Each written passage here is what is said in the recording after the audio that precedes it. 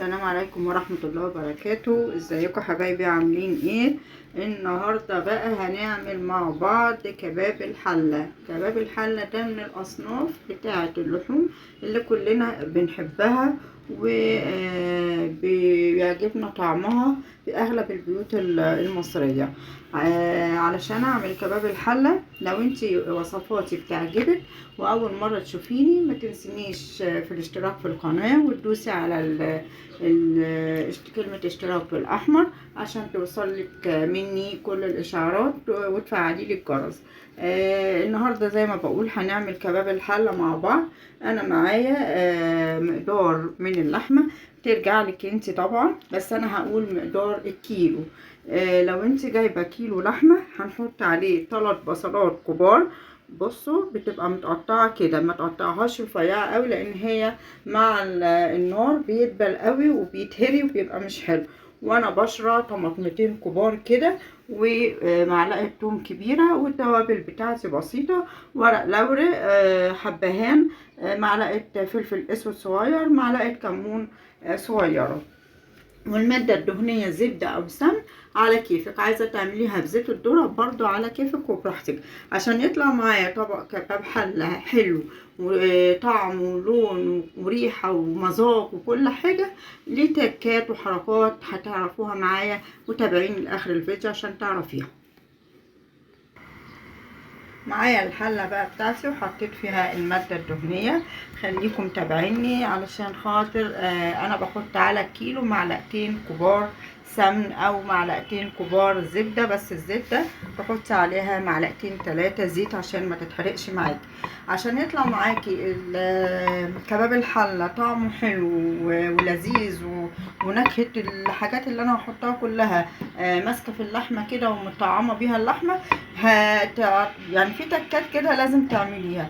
انت بتسخني المادة الدهنية كويس، وبعدين مش هنزل باللحمة زي ما انتم متعودين، لا انا هنزل بالبصل بتاعي. انا عايزة البصل بتاعي يدبل، عايزة المادة الدهنية يبقى فيها ريحة البصل اول ما ينزل التسكيرة بتاعته دي في الحلة او الطاسة، بس هو بيتعمل في حلة عشان هو اسمه كباب حلة. بفضل بقى سايباه كده. اول ما بيدبل معايا شويه هشيله من الحله واقول لكم بقى هنعمل معاه ايه. البصل ده هي دبلت خلاص، فانا بشيلها من السمنه بتاعتي، انا مش عايزاها تحمر. هو عباره عن ان هي دبلت بس ما اتكرملتش ولا خدت لون مغيراه خالص. هي تلاقي لون البصل كده بقى عامل زي الشفاف شويه، هو ده اللي مطلوب. انا مش عايزاها تحمر.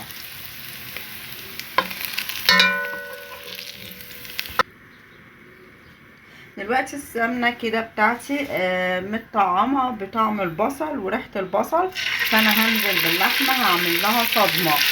صدمه يعني ايه؟ يعني هحبس العصاره بتاعت اللحمه جواها، مش هنزل باي حاجه مع اللحمه دلوقتي. بصوا انا عايزاها ما تنزلش الميه اللي فيها، لو نزلت الميه اللي فيها بتبقى ايه بتنشف معايا لما باجي اكلها.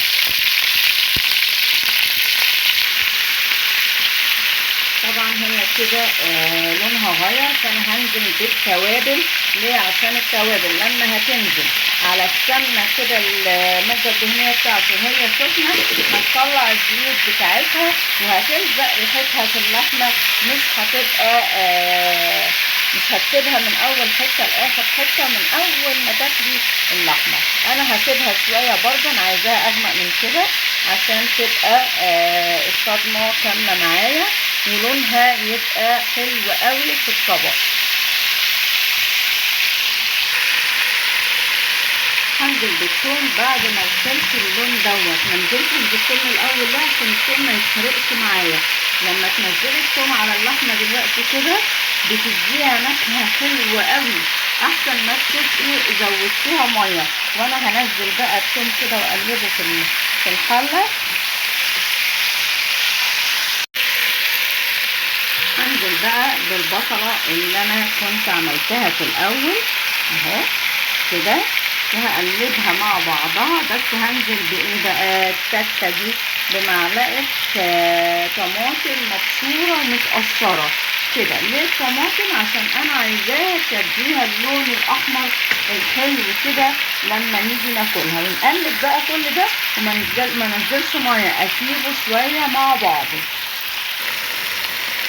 خلاص كده هي الصوص بتاعها بقى عباره عن سمن بس. هعمل ايه؟ طول ما انا شغاله من اول الفيديو لغايه دلوقتي النار حاميه عاليه.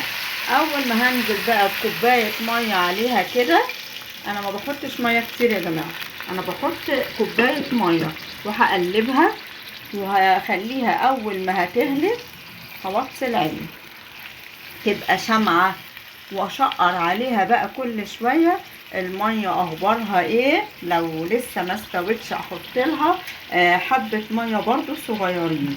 اول ما تغلي معايا انا هوطي عليها النار تبقى شمعه. لما تيجي تعملي اي حاجه فيها صدمه سواء طيور او لحوم، يا ريت ما تبقاش حله صاج. الحله الصاج اللحوم بتلزق فيها، فده مش مستحب، هتبهدلك الحاجه بتاعتك. لكن استخدمي اي نوع حله تانية تكون ما بتلزقش، وان شاء الله تطلع معاكي الوصفه حلوه. اهي بدات تغلي، فانا هقفل عليها بقى كده الغطا وهوطي النار عليها وهسيبها مع نفسها. وهرجع اقول لكم لما تستوي، هوريها لكم بعد ما تستوي ان شاء الله.